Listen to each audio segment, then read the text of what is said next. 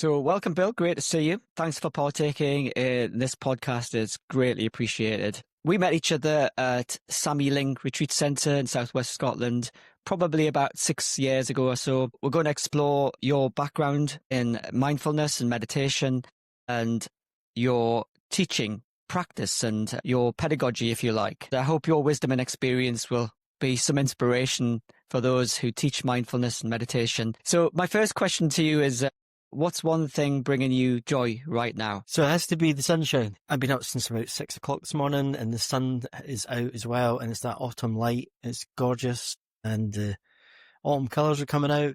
So yeah, I really love the kind of sunshine, that kind of sense of awe. I think, I've always had a sense of awe. It was really stirred when I was in the mountains in Scotland. And then when I started practicing mindfulness, it kind of gave me a framework to think about and appreciate awe in a different way. So yeah, I'm always grateful for sunshine. Yeah, lovely. So the first part of this podcast really is just to explore your background and how you see mindfulness and meditation, how you came to teach mindfulness. And then the latter part is more about your actual practice and how you engage with the people you work with. So I'd really love to hear about your journey, the human story behind how you came to mindfulness. So let's start at the beginning. What originally brought you to mindfulness?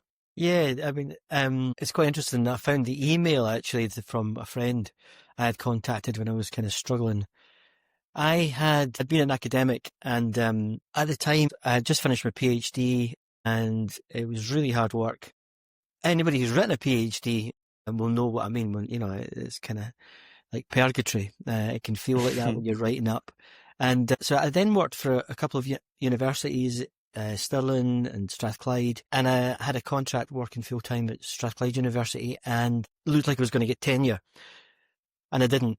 So in the final year, my third year, I mean, it's the longest probation period, isn't it, of any profession, I think, 3 years. And I had done everything.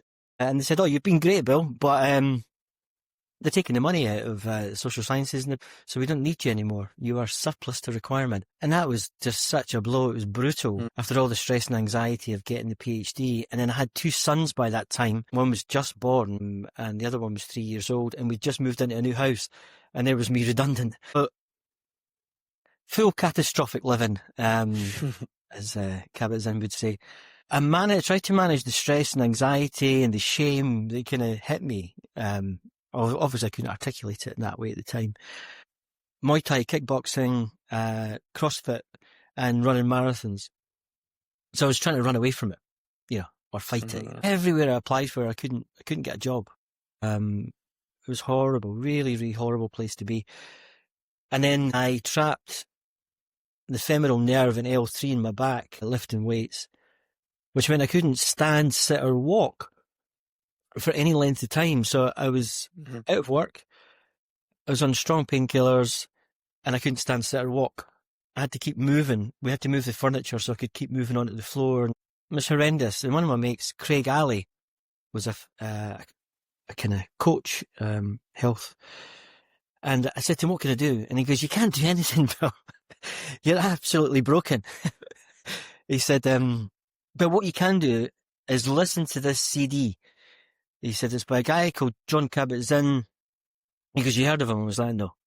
He goes, "Oh, look, just listen to this one called The Body Scan." He goes, "Try and find a comfortable position and listen to that." Now, if somebody had said to me I was going to listen to something like that, I would have been like, "Do I look like a tree hugger?" You know what I mean? I was a Muay Thai, kickboxing, CrossFit, ultra masculine, certainly not a tree hugger. And then this man's voice was so soothing. Probably the first time I'd really appreciated a soothing voice in my life, And I listened to it every day, at least once, and it kind of gave a soothing, and I could feel my back starting to relax. And then it wasn't just my back, because the body scan takes us through the whole body. Because I was aware that my feet were okay and my hands were okay, and slowly but surely. So that was my introduction to mindfulness in 2010. And then put it away and got better. Went back to working 6-month contract, 3-month contract for different universities, and then became incredibly angry. So I was an angry man because of everything that was going on. And I got really angry driving home once from something. My wife was like, I cannot put up with this. You're so angry all the time. If it's between 1 and 10, you wake up and you're a 9. You're so angry. Because I can't put up with it anymore. You have to change or I'm leaving. So I was like, wow, right, okay. I didn't realise it was that bad. And then one of my other friends, Jim Ewan, I've known for many years, he'd been doing mindfulness. And I messaged him, and that's the email I came across just on Saturday, which was interesting. And him saying, look, Bill, I hear your cry for help. Have you ever heard of Rob Nairn? And I was like, no. And he was like, look, Rob Nairn will speak to you. You'll get him. He'll make sense. You should go. And they said that there's a session on by the Mindfulness Association starting in October. And I was like, I'm hill walking that weekend. And he said to me, Bill, I think this is going to be a wee bit more important than your hill walking. So sure enough, went along, and it was in the Buddhist Centre in Edinburgh, and which I wasn't comfortable in because I had a real thing against religion, because I was brought up religiously. And then met Rob, and he's quite enigmatic, and he really challenged me as well, you know. I remember him saying something like, does anybody here also think about that? Other people are thinking about them and thinking badly of them. And I was like, yeah, I get that. He goes, well, why would people think about you when they've got all their own stuff to worry about? I was like, what do you mean, like? You know, I was like, quite offended by that. Yeah, so he was my first teacher. It was Rob Nairn, Christine Jansen, and Angie Ball. But on that retreat, there was a guy there whose name I can't remember. And he came across to me and he said, you're not really mixing with everybody. I said, I'm kind of just taking things in. He goes, look, Bill, all human beings seek to be held and to be heard. He said, be nice to hear from you. So we kind of started to hang out, and that was the beginning of my journey. It's often a big transition for people when they come to meditation, isn't it? It kind of somehow surprises you how powerful it can be. Once you started practicing, what kind of really started to surprise you about the power of meditation? I suppose, Michael, you'll probably connect to this as well, is that being an academic, it's all in my head, or in my head, as we would say in Scotland.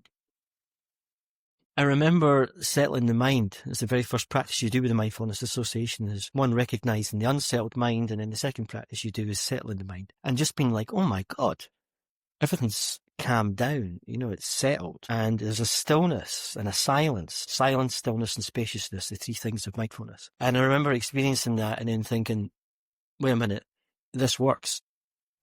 This actually works. So up at 5:30 or 5 o'clock in the morning, sitting in the living room, like, you know, practicing and go, stop thinking, stop. But eventually just focusing on the breath. And it just, everything calmed down and seemed to make sense. And my wife was like, wow, what a difference. So she bought me my first cushion, proper mindfulness cushion. And then I would be sitting out in the back garden in all weathers doing Tai Chi Qigong. I'd learned that as well, because that's the interface, isn't it, with the body and the mind.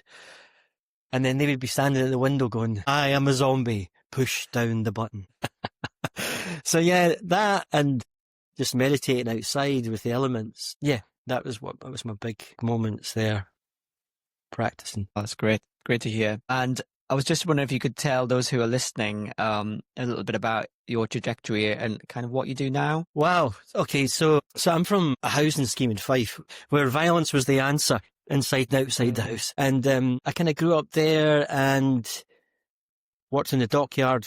You know, it's that thing of when I was a young man and they were like, careers interview was, what do you want to be in the dockyard? So I went off to be a shipwright in the dockyard, and it was terribly organised and nobody really wanted to teach you. It was, you know, getting told to go away by journeymen and stuff like that. But one of my friends was a hairdresser. He was dead interesting. He always had something to say and he looked great. And so I left and became a hairdresser, which was a real panic to my mum and dad because all a boy of my age needed was an apprenticeship, never mind looking for something else. And it was in Edinburgh and I was in Fife. So I went to work in Edinburgh as a hairdresser. And then I was lucky enough to travel the world, Chicago, Houston, New York, San Francisco, cutting hair for a guy called Brian Drum. And then I left there, worked for Chains, became a creative director, taught how to cut hair there. And then I saw a car crash with young people just after I'd seen that film where, what's his name? Seize the Day is the kind of main theme of it. And it made me think, Society. Dead Poets Society, that was it. I'd seen that the night before, saw these young people lying dead on the pavement after a car crash. And I came home and I said to my girlfriend at the time, who was lying in the bath, how do you fancy buying 2 mountain bikes and a tent and cycling around France? She was like, well, okay. So I did that, and then I kind of travelled a bit, did that, came back, joined the Royal Marines, got really bad hips, didn't complete the training, and I left there, and then I went to run a pub. I went to Greece, worked in Greece for a while, came back, ran pubs in Leith, became a chef, and while I was doing that, decided to go to university and did an access course, went to university, and then thought, this is really interesting, this lifelong learning. I really like this. With the time I finished my first year, I decided I'd like to be a lecturer. And then, of course, they were like, well, you got to do a PhD. So yeah, I did that, and then I lectured across Scotland, mainly at Stirling University. My PhD was about Antonio Gramsci and his way in which he recognised how language is used to create a common sense. So power relations are no longer seen as power. It's just the norm, and nobody questions them. And he did a really good job of that, about explaining Italy before Mussolini and during Mussolini in that way. So I applied that to the World Trade Organization and protest, because there was a 1999, which was quite big. You'll remember, Michael, the kind of Seattle riots. And I thought, what's that? And it was fascinating trying to understand why people protested and how they found voice for it and how they tried to engage in the political process, and then how institutions stopped it. And one of the ways they did it was a Gramscian concept called trasformismo, which is you would absorb the language of protest and then you would shine it back at them. So if they wanted democracy, then you'd put democracy in the policy. If they wanted environmentalism, you would put environmentalism in the policy, so that protesters would turn up and say, why are we protesting? It's anti-democratic. And then folk would go, but it says it's democratic here. Or it would be like, that kind of thing. And I found that really fascinating, about the kind of idea of the common sense. So I applied that to the European Union, the Scottish referendum on independence. I was looking at the way language was being used. And then all of a sudden my academic career took off. I published something on independence in Scotland and the way about the common sense of the language around that. As I was leaving, as I got told, you're no longer needed, you're surplus to requirement. And I was asked to do a special edition journal, which you'll know is a big thing to get asked to do that. But I'd left because I couldn't support my family on short-term contracts. And I actually started to work for a mental health charity, because they were applying for somebody to be a mental health mentor. And I said to them, you show me what you want me to teach, I can read it, absorb it, and then teach it for you. And they said, that sounds fantastic. I said, and I do mindfulness as well. I teach mindfulness. And that's fantastic. I didn't teach at the time, I just knew about it and had been practicing with the Mindfulness Association. It was on their pathway. So I started to work for this charity and started to kind of teach a bit of mindfulness to people with severe and enduring mental health illness that were in kind of remission. And then from there, I got taken up to Playfield Institute, which is part of CAMHS, Fife, Children, Adolescent Mental Health Services. Met Graham Buchanan and Wendy Simpson and Dougie McPhail, who were practicing mindfulness. And they were like, oh, wow, you're with the Mindfulness Association, you've got a PhD. And I did the NES, Mindfulness-Based Cognitive Therapy, teacher training. And I was also doing the Mindfulness Association's teacher training. And I'd done their mindfulness, compassion, insight, mindfulness for life. And then I was doing the teacher training. And they were like, that's fantastic. So they seconded me. This is really funny, because Graham said, I'd like to second you up to Playfield Institute and CAMHS. So the Playfield Institute did lots of training for people that worked with young people. And he said, I would like you to work with the young people who are in remission. And I was like, yeah, I can do that. I've just done the Mindfulness-in-Schools teacher training as well. And he's like, oh, great. And then when I got up there, he said, I said to him, look, I've just noticed that I've only got like two classes a week. What would you like me to do when I'm here? And he said, I kind of want you to come with me as I go around things and just see what happens.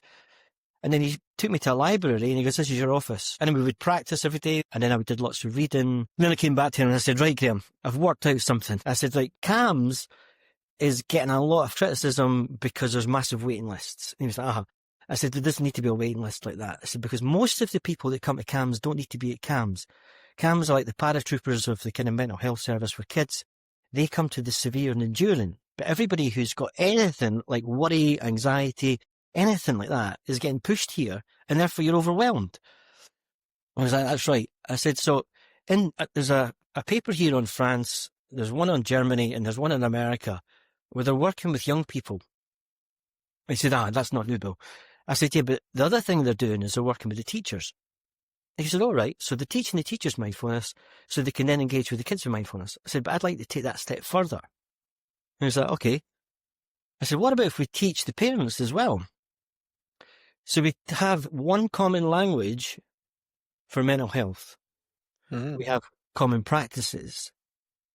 And then what we do is we get them talking about mental health. So we create a kind of network of kind of people talking to each other about mental health and drag it out of the dark ages in Fife. He said, that sounds brilliant. I said, that'll cut your waiting lists, because if you've got people doing mindfulness in schools, then they're not going to be chapping on the door at CAMHS. So he really liked that. So me and Wendy Simpson put it into a proposal, and I then had to take it to Fife Education and do a presentation, and we got a significant amount of money. So I set it up at CAMHS and put a team together. It was in like 4 or 5 different schools. At high schools, we started with high schools, and then we had a researcher at Playfield who put together a research proposal where she was going to collate information on whether or not it was successful. So the first year was really successful. That's what I remember about but I had a big fallout with the charity who wanted me to come back from CAMHS to work for them and do lots of spreadsheets rather than working with people. And I was like, look, I work with people. That's what I do. I'm a people person. They took the project off me. And by that time, Dougie McPhail had got me working with him with the paramedics. The Scottish Ambulance Service in Fife had been really, really enthusiastic about teaching, or their staff having mindfulness and resilience training. And Dougie had done the teacher training with the Mindfulness Association as well.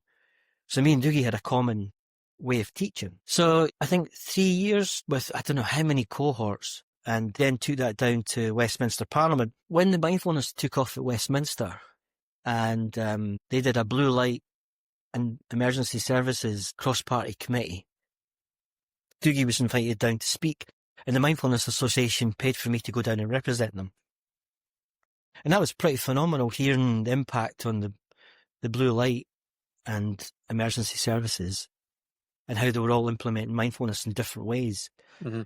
And then I was invited to a university down there to then talk about teaching mindfulness in different places. Mm-hmm. So as part of all that, when I left the charity, I'd already been doing the paramedics, the police, Charlie Morley and Keith McKenzie was working with the, sorry, you got really touched me there. Keith McKenzie's dead now. And he died a couple of years ago. Sorry to hear. An amazing man, ex-paratrooper, ex-firefighter, SAS, all that sort of stuff. And then Buddhist chaplain for the military in Edinburgh. And he ran the hostel there. He was just a giant to me. I mean, I'm 5'6", he was like 6 foot something. And he was just such a big man. And he had such a big heart. And he worked with all these veterans with PTSD, the hostel right across from the Scottish Parliament. And when I was in Westminster with Dougie, I was walking out and I could hear this Scottish voice behind me. I went, all right, mate, you from Scotland too? And he went, yeah, I'm Keith. And I went, I'm Bill. And we were both staying in the same place. And he was with Charlie Morley. So that's how I met Charlie Morley and Keith at the same time. And then Keith got me involved working with the military veterans down at Sammy Ling's. He used to run retreats down there for them. And I went along and helped out with him. So it was really lovely meeting him. And he was such a gregarious guy, Charlie, really lovely. So I'd been working with military veterans, doing all that, and I'd set up Be Mindful Fife, started to work with different schools. I worked with private, public, third sector. And then there was a kind of movement to bring mindfulness into the Scottish Parliament. And Heather at the Mindfulness Association had put a blog on about being quite excited about this. And I messaged her and said, Heather, I have a fair background in politics. I've worked at the Scottish Parliament when I was doing my PhD as a researcher. I did interviews at the European Union. I've been in the United Nations. I've been in the World Trade Organization. I am not frightened of politicians. They're actually more frightened of me. And I was like, and I love talking to them. I said, so I'm not frightened of this. So she said, yeah, you can represent the Mindfulness Association. So I went along. I made the connection with Keith. Keith knew the main MSP that was in favour of bringing mindfulness into the Scottish Parliament for veterans. And therefore he connected me. He said, you take it forward, Bill. You take this forward. So I set it up and we made Mindfulness in Scotland. And we launched it in the Scottish Parliament in 2019. And then I was asked to start a cross-party committee on mindfulness with the Scottish Parliament. And I was like, great. I said, I've got loads of people I can invite up and we can get this rolling. And then COVID hit. Of course. So I was so disappointed because we'd kind of set this up and it was all taken off and we were starting to teach mindfulness to the MSPs. I would be standing in the foyer in the Scottish Parliament, grabbing them as they went in and out of the chambers going, have you ever thought about doing a bit of mindfulness? You look really stressed.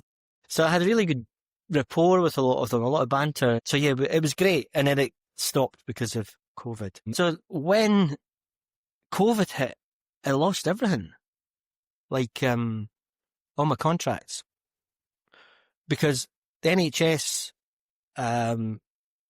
weren't sure what was going on and they wanted me to do stuff with their staff. So it all went online and then slowly but surely the public, private and third sector all diminished in terms of where their money was coming from. So they weren't taking on things like mental health, things about health and well-being.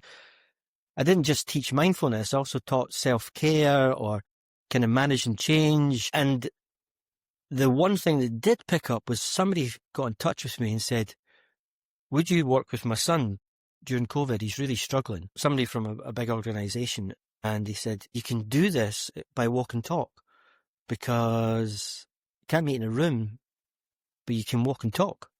And I was like, that's a great idea. So I started walking and talking.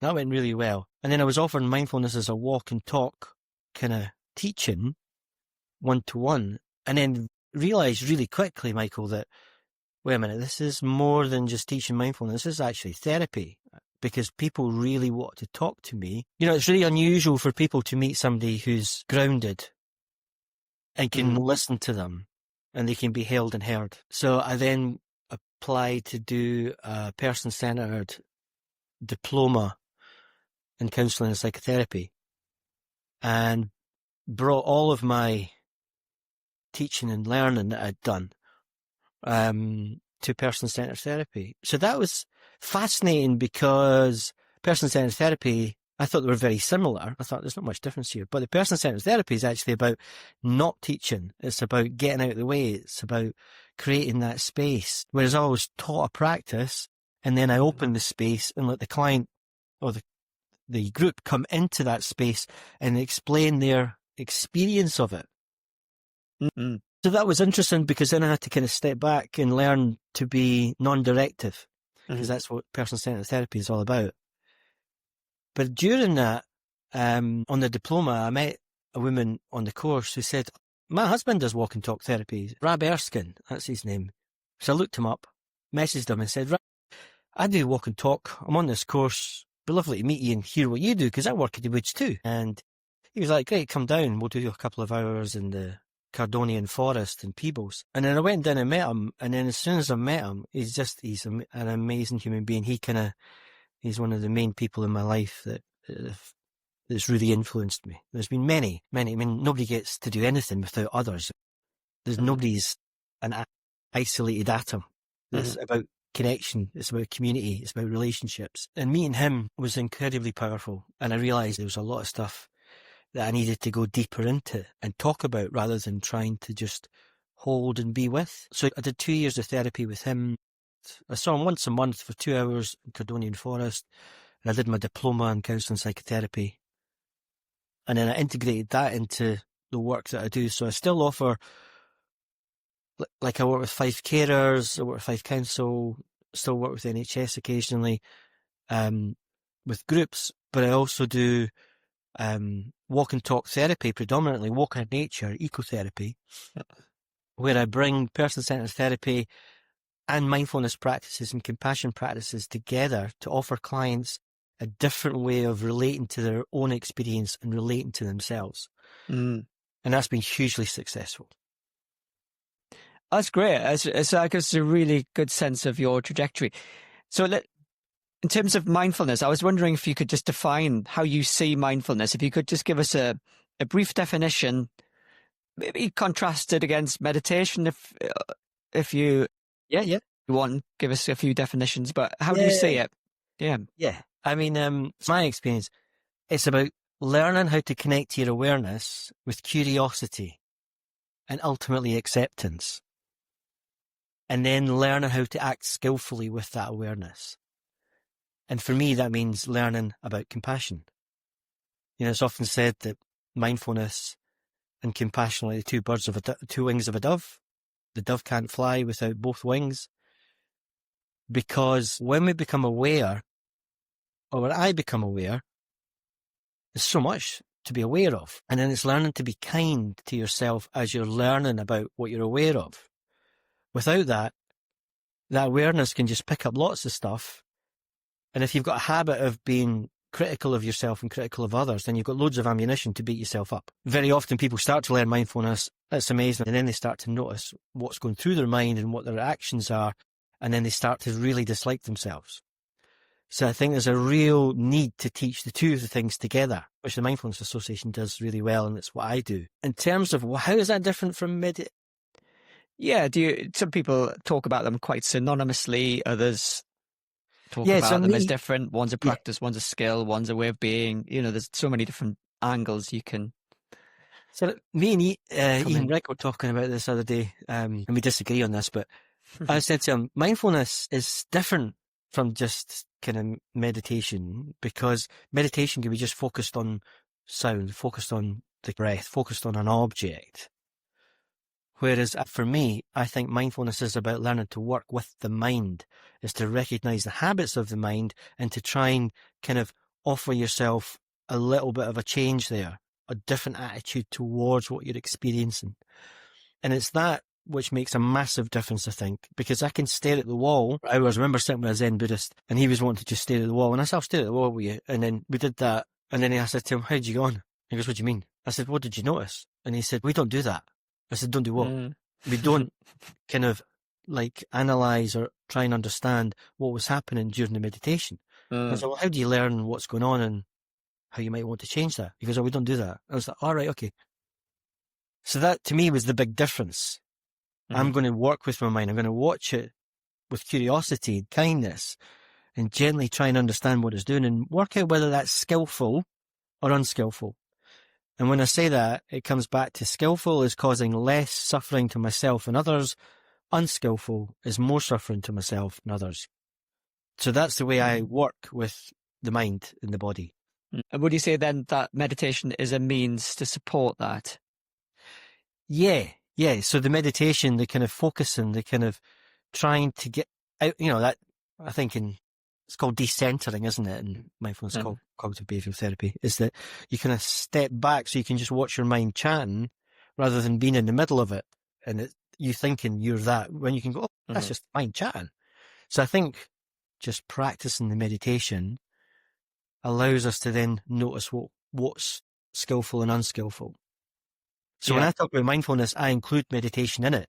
I don't mean that they're completely separate. People say, oh, I just meditate, I just stare at the wall or I focus on that object. I think they're different things.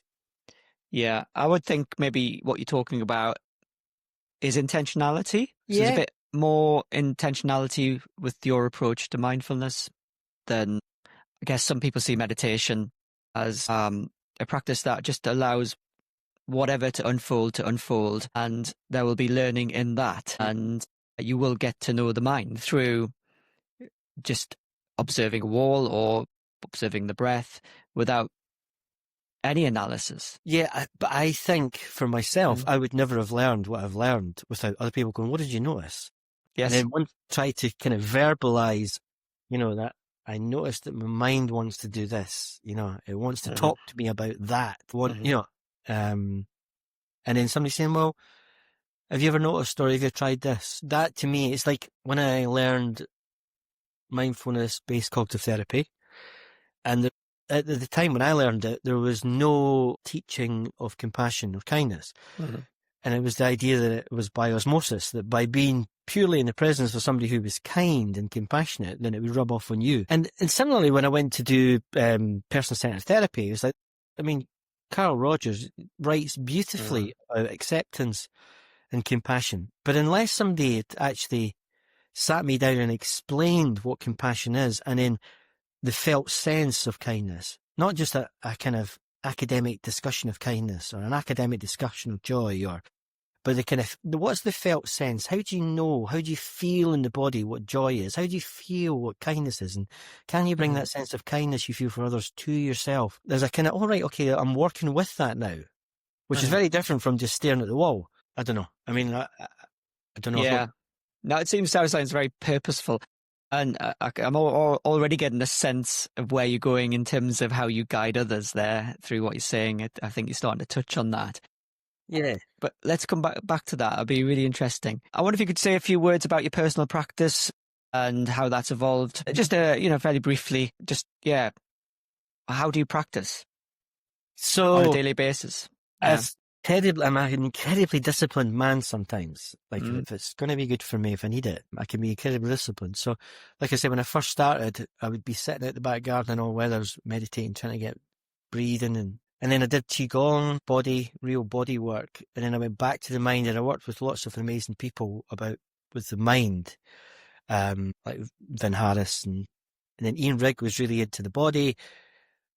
And then I met Alistair Appleton, who was into Tantric Buddhism and somatic practice, and that was life-changing. And that somatic practice, that kind of just being with the body, not the mind, especially when he introduced polyvagal theory and polyvagal practice, I did that every day for 6 months after the retreat I did with him in 2018, and it changed my life. I didn't realise how much trauma I had in my body until I started to work with my nervous system. So that's been hugely influential in my life. And so is he. He's a beautiful human being. He's got such a gentleness about him, and he's so articulate. I really connect to him as a human being and to the way that he explains things. So all my practice went to that, really somatic. And then it slowly came back. I met Mingyur Rinpoche in Edinburgh. Vin had been like, you got to meet this guy. This is the kind of the enlightened being of our time, Bill. I was like, well, we better turn up then. And I've never felt presence like that, man. Really? He walked into the room and 1,000 people were there, and it was like, oh my, it washed. His presence just washed. Wow. So I practiced disciplined on the cushion, and I used to get up at 6 o'clock in the morning or 5 o'clock to practice with Donald Creedon for an hour in silence. We all just sat in silence on our, it wasn't in person, it was all online. And then doing the lacton practice. I don't know if you've ever done that. Anyway, it doesn't matter. But I was really disciplined with that. And then I then love the informal practice about things like random acts of kindness. You know, if you can see an opportunity to be kind, be kind. Notice how it feels in your body. Notice what it's like when people are kind to you. Or just stopping in the middle of the day and doing a 3-minute breathing space about what am I thinking about? What am I feeling in my body? What's driving this action? What's driving this behaviour? So I really love that. And at the moment I'm doing a kind of Mahayana Buddhist course with the Mindfulness Association, where I've got to do a lot of kind of rejoicing. So I have to kind of rejoice in all the things I do for myself every day. Like I brush my teeth, I wash myself, I kind of, I do my practice, it's the informal stuff, Michael. So that mindfulness from being on the cushion to being in my life. So I kind of go between the two.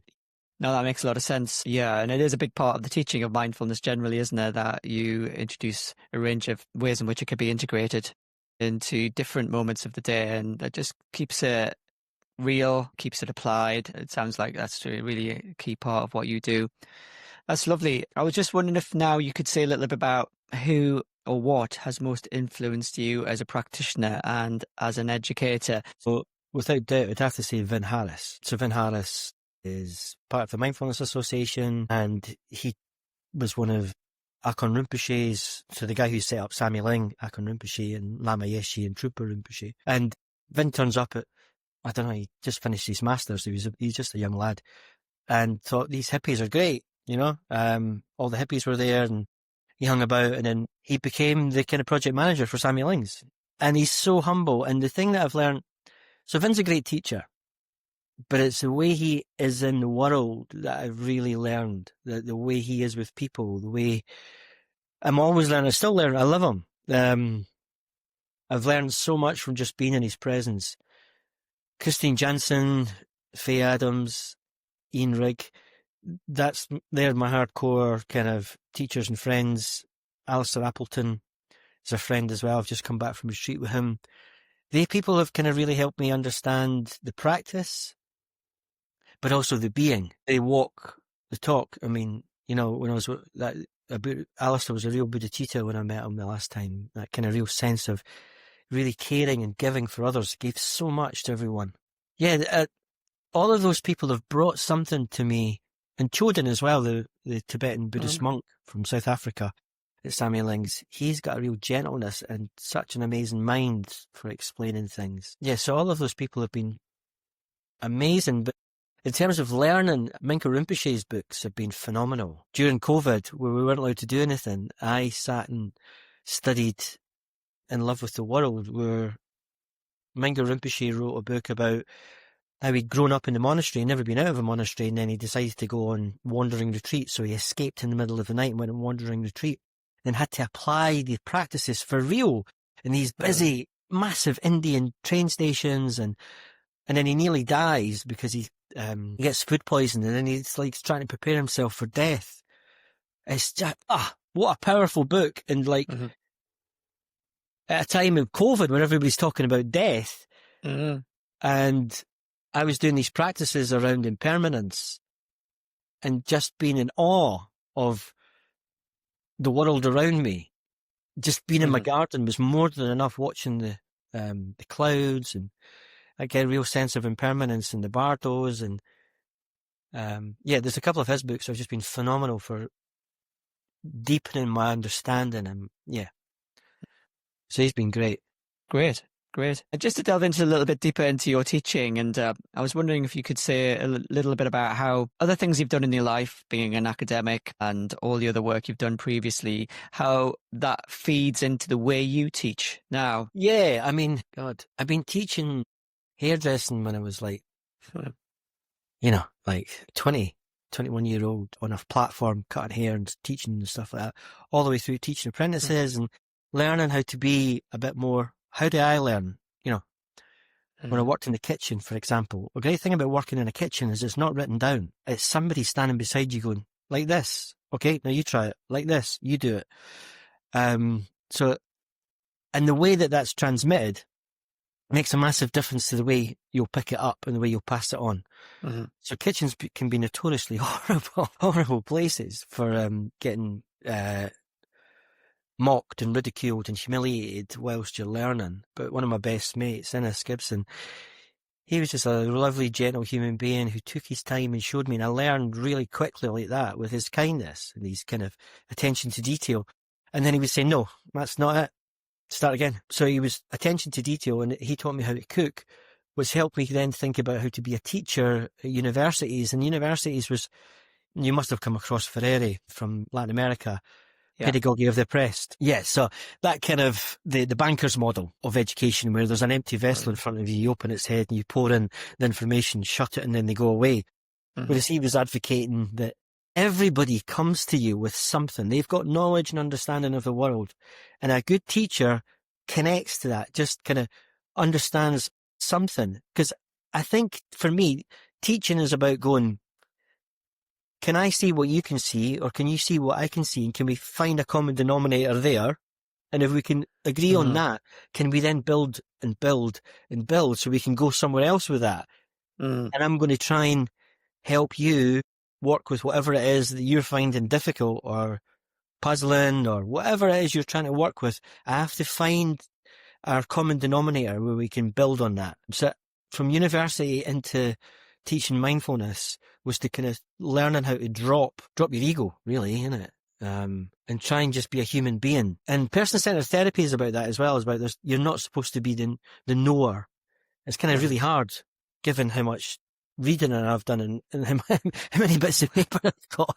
But I try to be Bill, like a compassionate human being who has experience. I know what pain feels like. My God, distress. Oh, I've been there. Yeah, loneliness. Yeah, got it. Trauma. Got loads of it. I've been working with it. You know what I mean?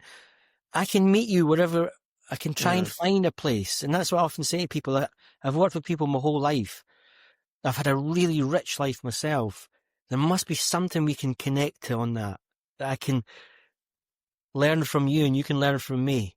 Because I always learn from my clients. I always learn from groups. Yeah. Yeah. It kind of reminds me a little bit of Buddhism, but it reminds me of, in a way, kind of the Socratic approach to teaching is that there's a deep trust that everybody has the resources within them and everybody has a huge amount of value. They just somehow need to realize that, and the teacher's there to help draw that out, if you like. Does that resonate with you? Yeah, I mean, the midwife, isn't it? The Socrates, the midwife of knowledge. Yeah, Socratic. But the thing that you mentioned Buddhism, so the kind of something else that I come back to a lot is we're all born as diamonds. Beautiful, pristine, clear, bright, beautiful diamonds. I had my grandson here yesterday and he's like 2 months old, and he's like, wow, he's a diamond. But then we have so many life experiences that throw mud at that. And then we think we're the mud and we forget we're the diamond. And I see my work as helping people just rub off a bit of mud to see the diamond. Yeah, because I would say 95% of the people I work with dislike themselves, if not hate themselves, because of the mud. And I try and help people recognise actually you're a diamond. It's just get rid of some of this mud. So we work with the mud. I mean, I'll not say that to people, that's not my introductory meet. But yeah, that's how I work. Yeah, fascinating.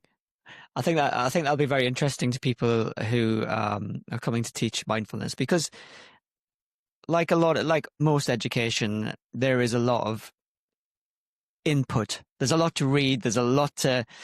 It's bringing in the external, and it's having to reverse that almost, and let's see what's inside and learn inside out rather than outside in.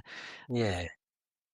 But that's not to devalue the external learning that we have. That can be integrated very, very well. There's a balance between the internal and the external, isn't there? Somehow one needs to balance both of those things. I wonder if you could say something about that, about how you do that. So, yeah, I mean, that's a really good point. I think it's a chicken and egg scenario, isn't it? You've kind of got to do the practice and the learning. So, I mean, it's that kind of learning, practice, reflection, repeat, learning, practice, reflection, repeat. So in the Mindfulness Association, you're not really allowed to teach until you've done at least a year and a half or more. Most of us have been pushing for 2 years of practice yourself. So you're starting to know yourself and understand yourself. You've been with different teachers who've maybe passed on that sense of looking within. You're aware of maybe of your own stuff, and therefore you're aware of how that stuff got connected to and how you opened up to it and the qualities that were necessary for that. So again, there's that sense of learning through practice and experience and getting to know yourself, and you can take in information and read around that as well, which will supplement that. But it's the practice, always the practice, that bears fruit. So I think having a practice for a substantial amount of time enables you to teach from a place which is very different. If you've only been like, when John Kabat-Zinn visited the guys that put mindfulness-based cognitive therapy together, they didn't have a personal practice. And he was like, "You're joking." So then, what's his name? The guy that did MBCT. The names have gone out of my head. Teasdale and John Teasdale. You know what I mean? I remember one of them didn't have a practice, so they had to start the practice before they could actually do it with John Kabat-Zinn, so they did it with him. And how that's a different experience, bringing it from your own practice. So when I sit on a cushion or on the chair with a group, I know that I'm grounded. And when I'm grounded like that, I speak from a very different place. I listen from a very different place. I experience from a very different place. So much so that I do that no matter where I am. If I'm just sitting, I'll become self-aware, and I'll make sure I can connect my feet to the earth, feel my body in the chair or the cushion, and then my spine will come up, and I'll just be present in order to kind of, and I'll even take it as far as, I'm sure you've had this as well, Michael, is when you're maybe teaching, it doesn't even sound like me that's talking. It's all my teachers. It's all my teachers that I've read, or I've been in their presence, or they've taught me, and I can feel that's what comes out. And it's not predetermined. It's not, I'm not written all this down beforehand. It's just, and it was Christine Jansen that said to me, remember when you sit there, it's your teachers that are speaking through you. So that's the whole purpose of a lineage. So I feel that really strongly that, it's not Bill Paterson. It's Bill Paterson who's connected to all these different people, and it comes through me. I'm not a guru or anything like that. I'm just a guy for Dunfermline and Fife who has learned a lot about how to look after himself, to alleviate my own suffering, and to be the change in the world. I think after studying politics for like 25 years and lecturing in universities and teaching postgraduates and all the rest of it, it was actually, I can't change global politics. And it actually fuels my anger. And then I realized that my anger comes from my past. So when I was engaging in protest, when I was engaging in kind of writing about inequality and injustices of the world, it was coming from my own injustices that I experienced as a child and throughout my life. And it found fertile ground in a moral righteousness where I could kind of challenge other people about why they were wrong. But it wasn't about making the world a better place. It was actually somewhere to shout at about what was going wrong in the world, which is a very different place where, what Gandhi says, be the change. And Vin does that thing with Stephen Covey with the kind of sphere of influence and sphere of concern, is that I'm concerned with lots of things in the world, but I can't influence them. And if I try and put all my energy into them, it will exhaust me. I'll be an angry man, which is what happened to me in 2010. Whereas if I look at my sphere of influence, I look at the people that I connect to. So it's me. I connect to me every day, right? So I can only change or work with my attitude, and then I can bring that attitude to the people who are closest to my family, to my friends, and in the community that I make or I'm part of out there. I can only do that. Because if I try to do the whole thing, I'm just going to end up really angry and frustrated. Yeah, it's one of the things we haven't touched on yet, but wisdom. The wisdom to know the difference between that sphere of concern and the sphere of influence. We get carried away occasionally, don't we? We lose our groundedness momentarily sometimes, but maybe for longer, and then we find ourselves in a different place to where we want to be.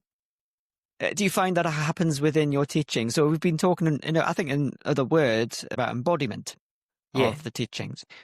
How do you make sure that you're equipped with that sense of embodiment when you come to work with people?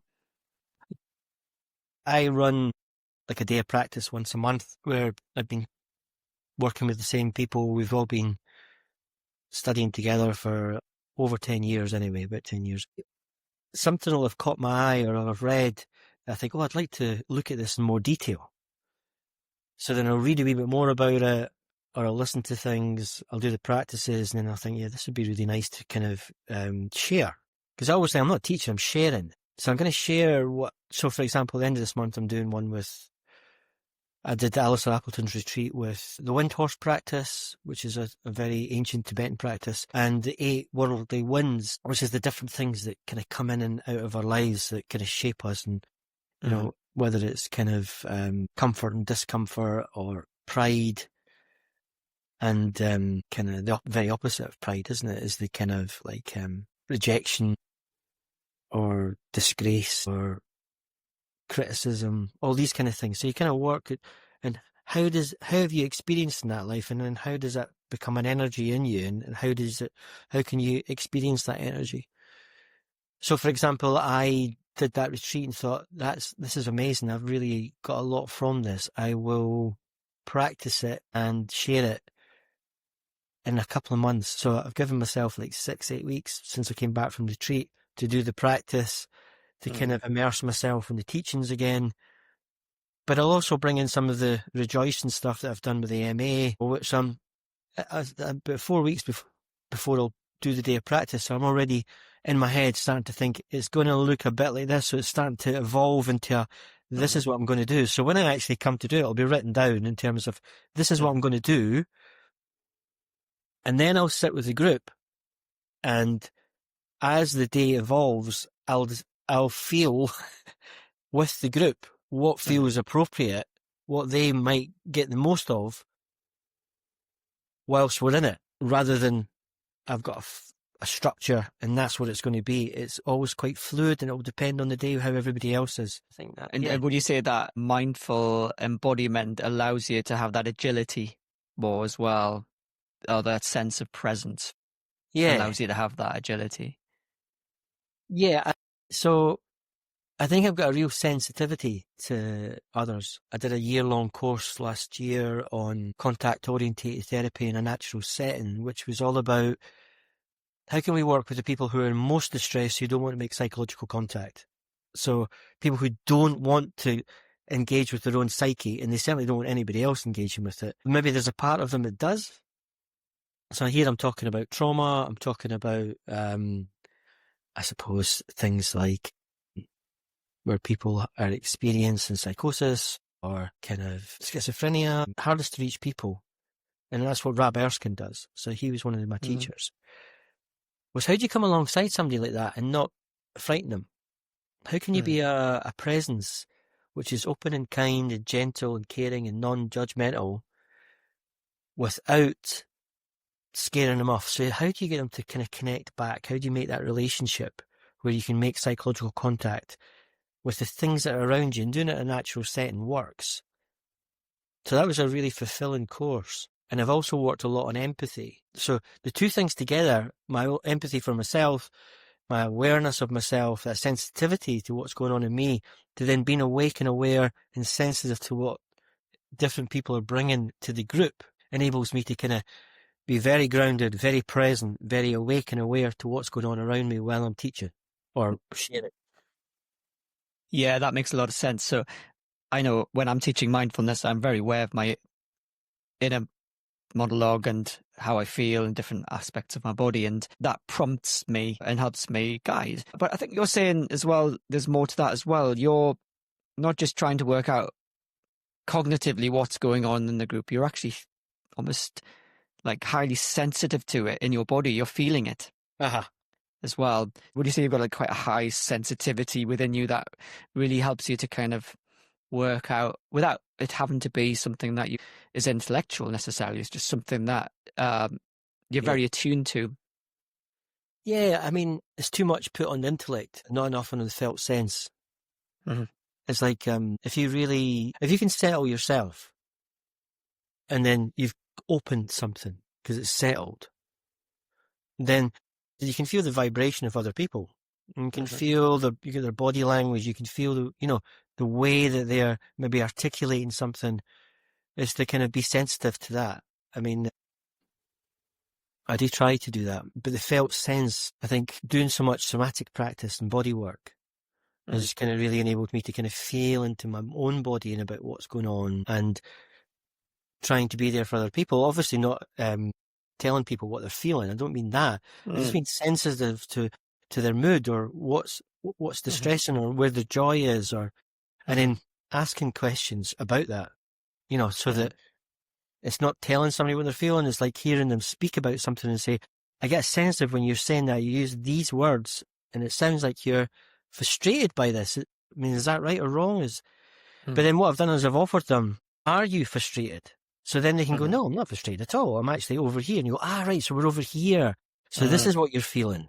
So it's about never anticipating somebody else's experience, but also being sensitive to the language and the body and the vibration they're giving off. Remember, we're energy in a human form. consciousness. So we're always giving off energy. I mean, something I always say to people is, where's your brain? No, like that, there. Oh, well, where's your mind? There. Oh, well, wait a minute. And I say, the central nervous system. And then if I'm doing walk and talk, I'll say like, what about if I stand here? Is that okay? And they go, yeah. And then I take a step forward and I go, how about there? I'm not liking that. And what about here? And they go, wait a minute. I said, well, so you've got something about the energy between the two of us. Mm-hmm. And Rose Cameron wrote this amazing article about the space between, about therapy happens in the space between us. Mm-hmm. Not my brain talking to your mind or your mind talking to my mind, but it's the space between. We meet there. How do we meet there? And that's the energy we bring. And she talks a lot about how she came across that at bus stops where people would just come up to her and start talking to her about their stuff, be really open. And I'm sure that happens to you, Michael, is that because we practice, we're settled sometimes more than others. And people feel that settledness, silence, stillness, and spaciousness, and they gravitate towards it. And some people just don't have that in their lives, and some people don't have the non-judgment in their lives. That was something that when I first did my first meditation course at Newcastle Buddhist Centre many years ago, I was hugely struck by it was a felt sense of non-judgment, or people practicing non-judgment. It was like, you can just be yourself here. And, the rest of my life prior to that was always I felt judged in some way or other, good or bad, whatever. Yeah. But to create a space, Wow. It's a safe space. It's that non-judgmental space. It's a space of stillness that is invitational, isn't it? And it's open and it's kind. Is that how you would say it? Yeah, beautifully said. Yeah, I think you're absolutely right. Most of us grow up in an environment where we feel constantly judged. Mm-hmm. And then we internalize that, and then we're constantly judging ourselves. So it's a bit of a revolution when you come to a place where it's okay. Mm-hmm. There's a sense of understanding and non-judgment. So, but I can still understand somebody but not tolerate behaviour. I can understand why this is difficult. But I'm going to put a boundary there. You can't do that. But of course, I think it's really important that the experience of not being judged can be incredibly powerful. Incredibly powerful. It's just, and that's the thing, is it's so powerful because it's so unique.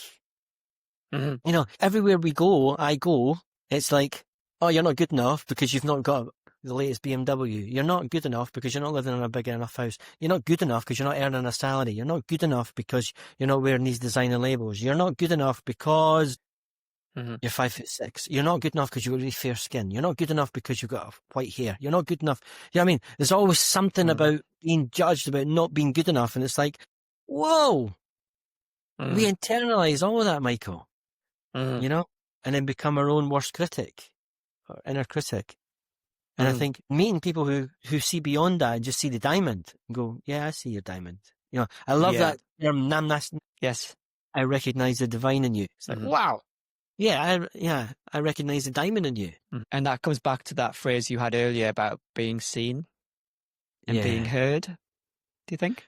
Yeah, absolutely. I mean, I added to that. I mean, he said, we all seek to be held and heard, Bill. And I was like, yeah. And then I recognized, and if we're not held and heard in a way that we need, we find skillful and unskillful ways of being held and heard. And my job is to help people understand what would be a bit more skillful way of being held and heard. And I've worked in addictions for 3 years as a counsellor, and I work with unpaid carers. So there's a lot of unskillful ways of meeting that need to be held and heard. Yeah. It's made me think about the way you trained in language through your PhD, and reminds me of something. I think Richard Rorty, the philosopher, said something around that we need to have a different language for things, because people who, let's say, who we would in some way say are stuck or struggling in some way, part of that struggle is they're so embedded in their life and their culture and their background and the language around that. And to take somebody out of that and use a different language can be very, very powerful. Yeah. I studied feminist theory and then was asked to teach a feminist class, a class on feminism for somebody who was off. And I remember turning up and there'd been 3 lads from the football and a couple of girls and a couple of people who looked terrified.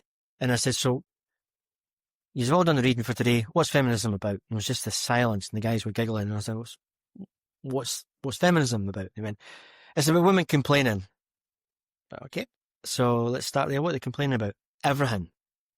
And it was just that really interesting thing about, wait a minute, you have no idea the nuances that we are talking about in the way in which politics often gets caught up in groups of people. So I see politics as about relations of power that are naturalized and normalized between groups. But then feminism went, nah, it's about individuals because the relationship between a man and a woman is individual. And then the mindfulness was like, what's the power relationship with me? How do I relate to myself in a power relation? Is it one of equal? Is it one of compassion? Is it one of antagonism? Is it one of judgment? What is that relationship? What power relationship that goes from me to you, to other people? The kind of feminist approach and the kind of Gramscian approach really helped me understand the way that language naturalizes and normalizes relations of power, which are skillful and unskillful. And I try to bring that to everything and everyone that I meet about my relations of power to them. I'm privileged. I'm white, male, educated, articulate, available, and that can be really intimidating to people. And most people have not had this experience of being a white male. So how would they know what it's like? How would white males know what it's like to be a minority or to be seen as othered? And I work a lot with men. I've got a real thing about working with men and masculinity. I've done quite a few. I wrote a paper about that after interviewing 12 men that had done mindfulness and compassion and asked them how that had changed their ideas of masculinity by doing mindfulness and compassion, opening their heart, opening up their kind of understanding of who they are and why they are and how other people relate to that. Fascinating stuff. There's some lovely avenues here that we're going down. It's really interesting.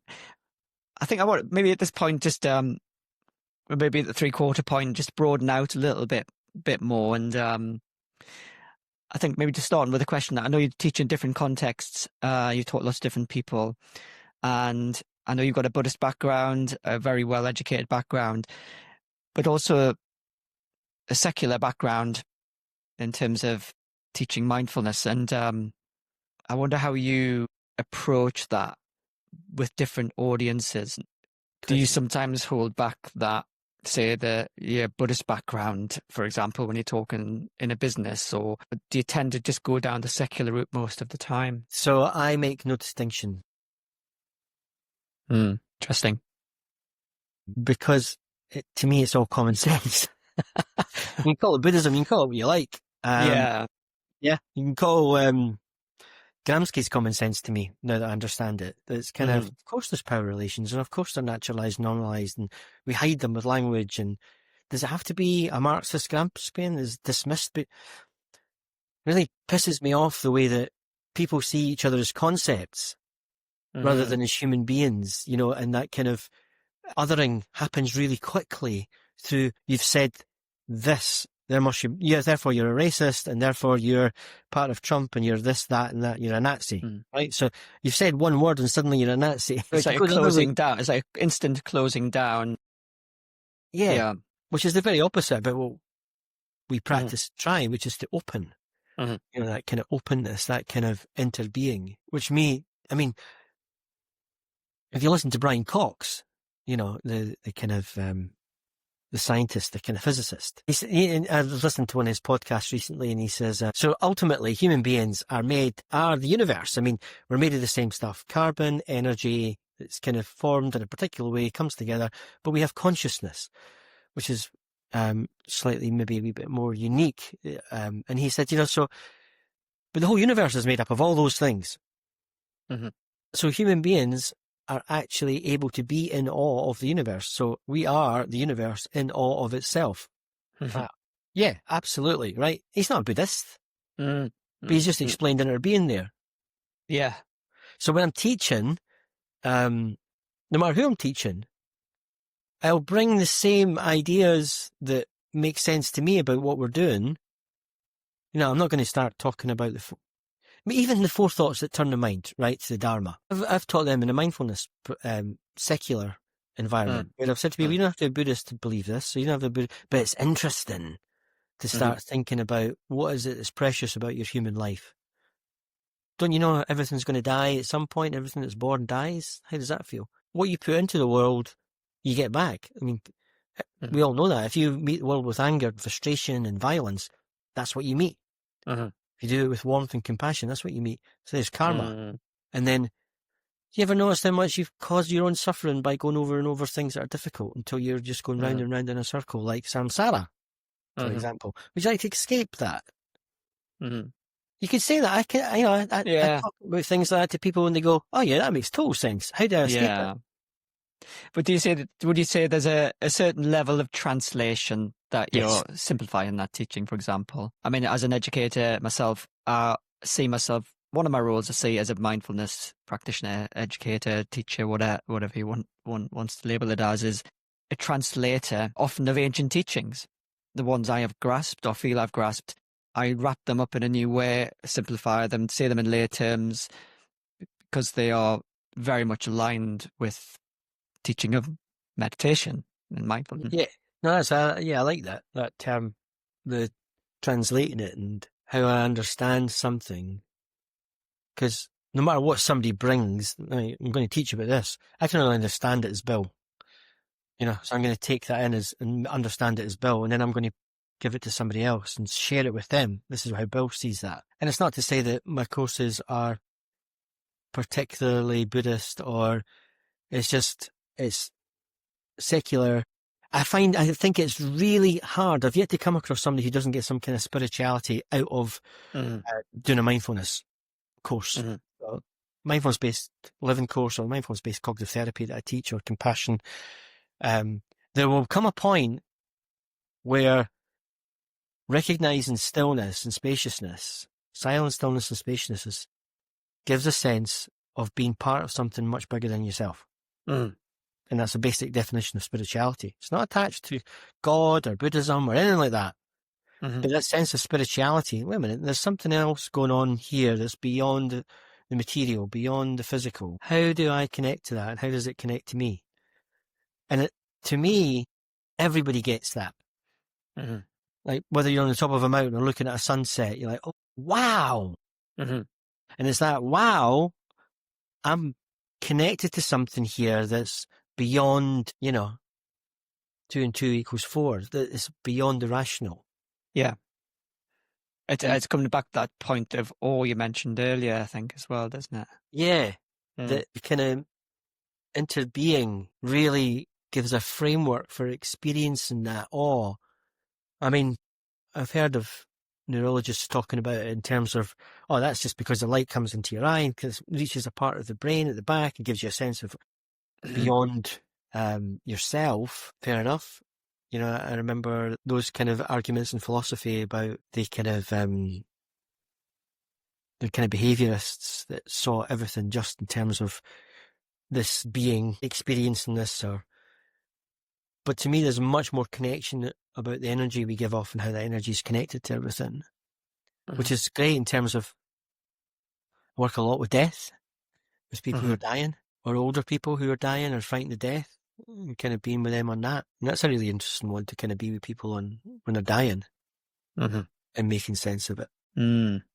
Yeah, be around. And I think sometimes maybe those are the moments when people actually start to come out of themselves, the ego is dissolving, perhaps you could say, and there are bigger perspectives coming into play. Yeah. And it sounds as though what you're saying as well is that your work with mindfulness and meditation is to help people realize those perspectives to a degree in their daily lives before it's, it's too late, or, at a much later time in their life to come to that. Really quite tearful, Michael.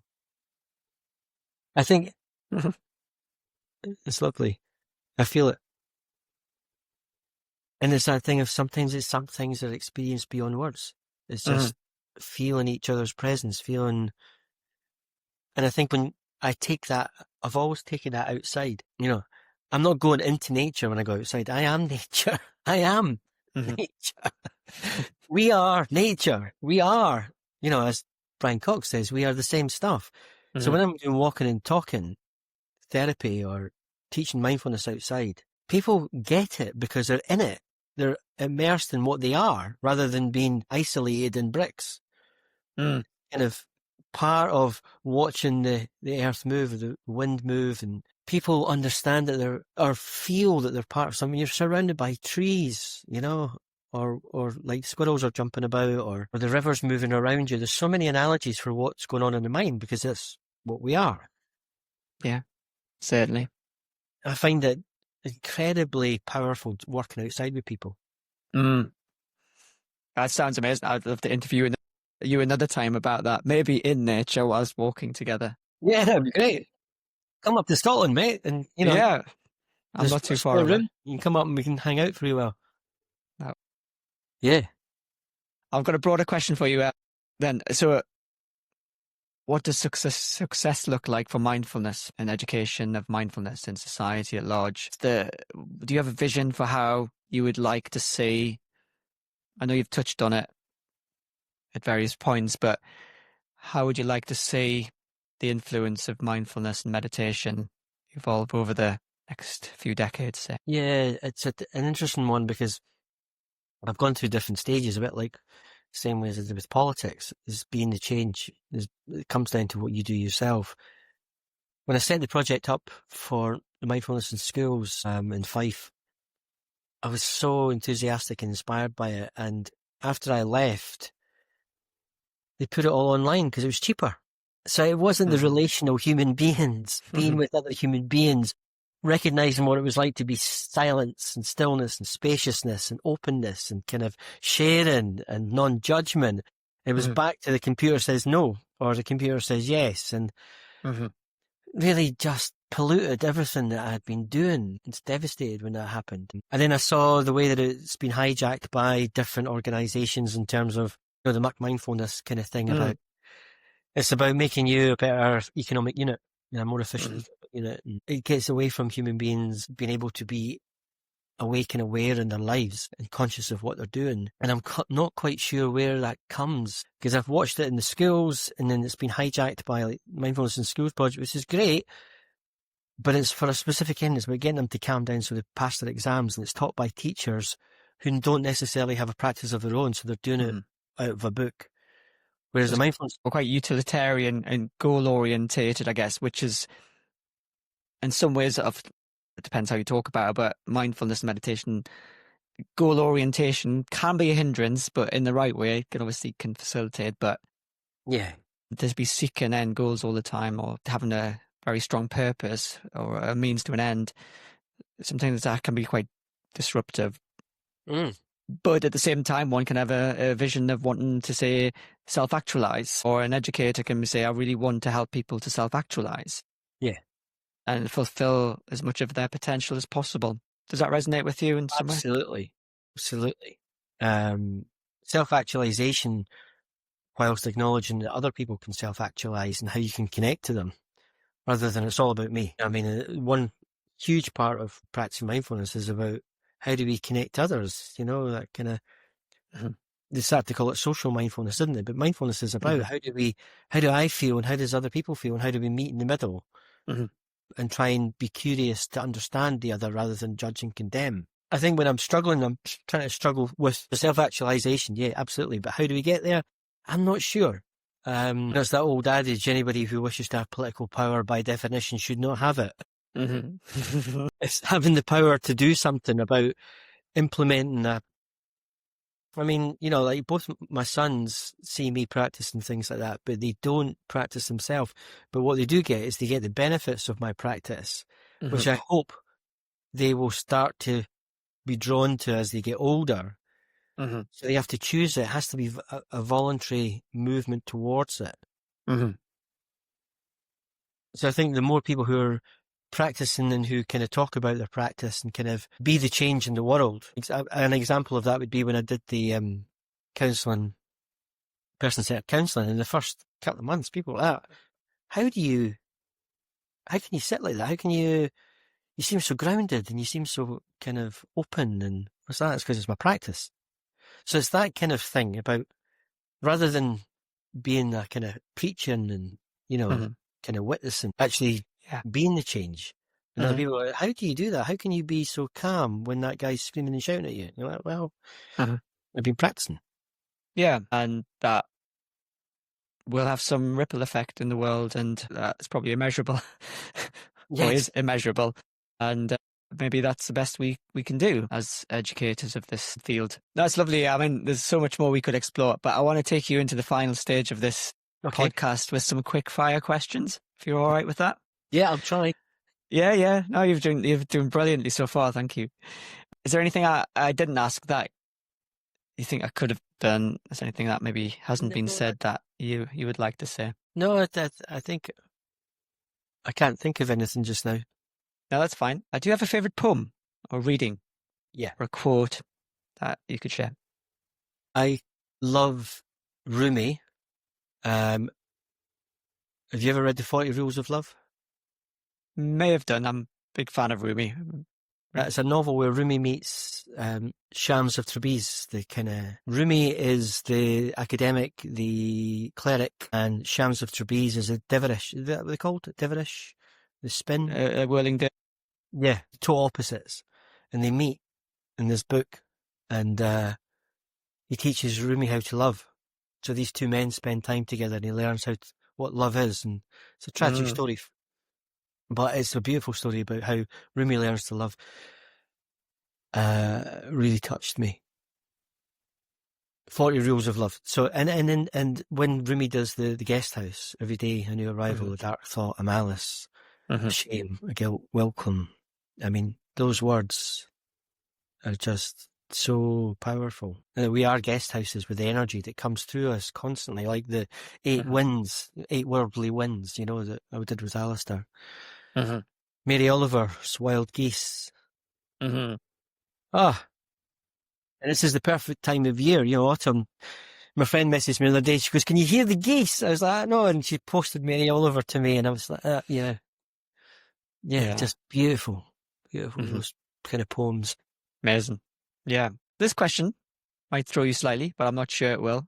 Don't think it will. But do you agree with the saying, when the student is ready, the teacher appears? Yes, that's been my experience. My experience of, even this year, I've just finished 6-8 months of therapy. I went to Alistair's retreat because I love Alistair. He's such a nice guy, and went to his retreat because I wanted to see him and practice with him. I always say, I'm going to come and practice with you at your retreat, with Vin and Christina Ian, and then he did the 8 worldly winds, which is everything I've been working with in therapy. And it just felt like I was saying to him, it's like you've written this for me. And he was saying, well, that's the karmic energy, isn't it? And when I met Vin as well, to meet another man who could be so warm and compassionate and caring and understanding, it was like, yeah. I remember him saying, "I don't worry for you, Bill, I just care for you." I was like, wow, what a thing to say to someone. Yeah, I care for you. And he arrived, no long after my dad died. So it was a kind of totally different type of man that I met, and he was just there. Then similar when Vince said, "You've got to meet this guy."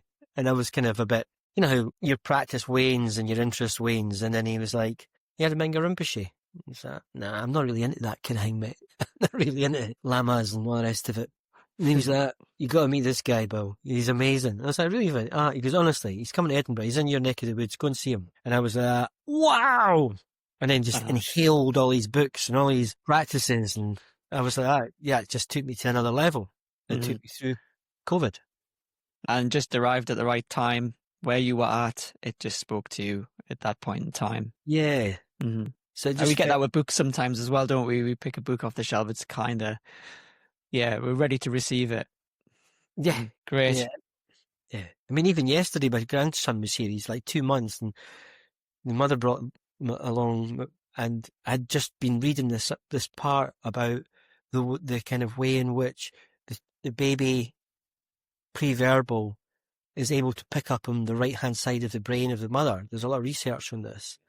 And then having the conversation with the baby's mum was just like, wow, this is just what we've been talking. I just read that, like in the other room, and I've walked through, and you've just said that to me, and I'm like, yeah, Yeah.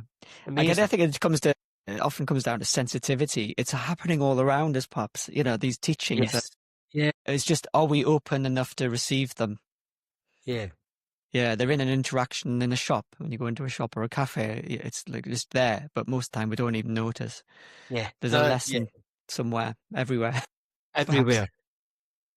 But sometimes some teachings just seem more poignant, don't they, and powerful at certain moments. And that's really interesting territory. I'd love to explore that at some point as well. That's such an interesting thought. A couple more questions. If a student looked back in 20 years, what would you hope they'd say they'd learned from you? How to love themselves. What advice would you give, if you were to give advice or guidance to someone thinking about becoming a meditation teacher, mindfulness teacher, or whatever? Anything, any nuggets of wisdom you would give to them? Be patient, practice, or be kind to yourself with whatever you find. Super. So I mentioned your website, your business, your venture, Be Mindful Fife earlier. So where can people go to find your work, maybe some of your publications as well? Perhaps? Yeah, I mean, you can find on my website, and Counselling with Bill as well is another website. I run both of those websites. And I teach pretty much every month in the Queen's Hall in Limekilns next to the Forth River, where I swim a lot. And it was like built in the 1900s, so it's a huge, huge, spacious room, which allows everybody's energy to come in. So I teach there, and I work in the parks in Dunfermline and in the woods, and also underneath the Forth Wood rail bridge. I don't know if you've seen the rail bridge. So there's a walk I do with clients around there by the sea and the cliffs and the kind of, wow, it's just, yeah, it is in awe. You know, and it's great when people are, I feel so anxious and so tight and so, and I'm like, oh, what about over there? Have you noticed over there? It's like spaciousness. Whoa! And that bridge is awesome, especially when it's misty as well, and it's just coming out of the mist. It is very special. I cycle over the bridge every Tuesday on the way to work in Edinburgh. Lovely. And take a photograph every Tuesday, and it's just amazing. It's 7 o'clock in the morning. Yeah. Yeah. Oh, fantastic. Bill, it's been absolutely fascinating. Thank you so much for sharing your story, sharing your insights. I'm sure it's going to be of great interest to a lot of people. Yeah, it's just been a real privilege to talk to you. Really, really enjoyed it. So thank you so much.